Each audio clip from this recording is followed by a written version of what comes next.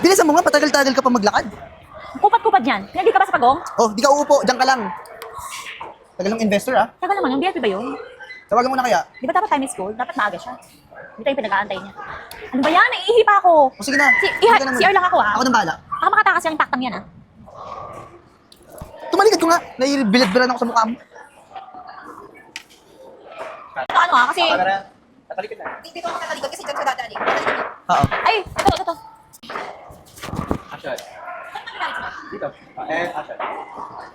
Oh, sir, hindi na po pala kayo. Hi, Sir Renz. Upo na ako, ha? Sige. So, yung proposal po pala about dun sa investment na gusto niyo sa amin is nahanda na nung kapatid ko. Kasi nag-CR lang siya saglit eh. I'm sorry, bakit? Bakit naka... Kuya, Eden? kuya. Ba't nakatali yung kapatid ko? Ha?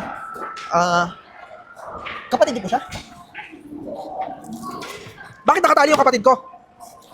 Eh, pulubi to sir. Baka naman di niyo may ang kapatid. Eh, baka kasi tumakas eh. Magnanakaw to ng gamit sa kotse ko. Magnanakaw? Kuya, hindi po yung totoo. Totoo po yun eh. Sinara ko po yung pinto ng kotse niya kasi bukas po. Eh, napagkamalan niya ako magnanakaw. Shit. Okay lang yan. Lakas mo boses mo. Let's do. Ayun ko. Nag-iisip ka ba? Okay, go. Magnanakaw? Saan mo? Magnanakaw? Nag-iisip ka ba? Nilipat ba ako sa kanya? Diyan ka lang. Ganyan na. Papa, ano mo? Tumabi ka nga dyan, tapos umalis na kayo. Hindi, sige. Ano ba pwede kita ipakulong sa ginawa mo? Alam mo ka mo? To think na dapat mag-i-invest pa ako sa negosyo mo? Tumabi ka nga dyan. Tabi! Eh sir, hindi na tayo, di ba? Ipapakulong kita o aalis ka?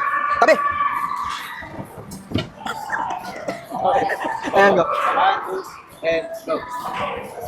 Eden, sorry. Ka na magpapakita sa akin. Nakakagulo. And go. Sorry, Eden.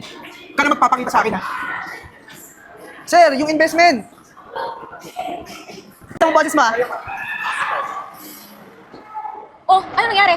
Ano si Eden? Pinatakas mo? Ate, yung investor si Joshua.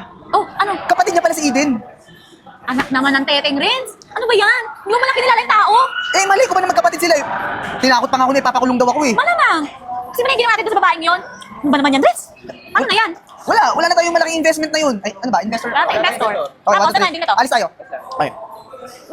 Wala na tayong malaking investor. Hindi tayo makapag-start ng business. Pera na, naging bato pa. Ano ba naman yan? Hindi nga lang yun yung inaano ko. Baka ipakulong din ako. Kaya mo na nga. Tara na. Tara na.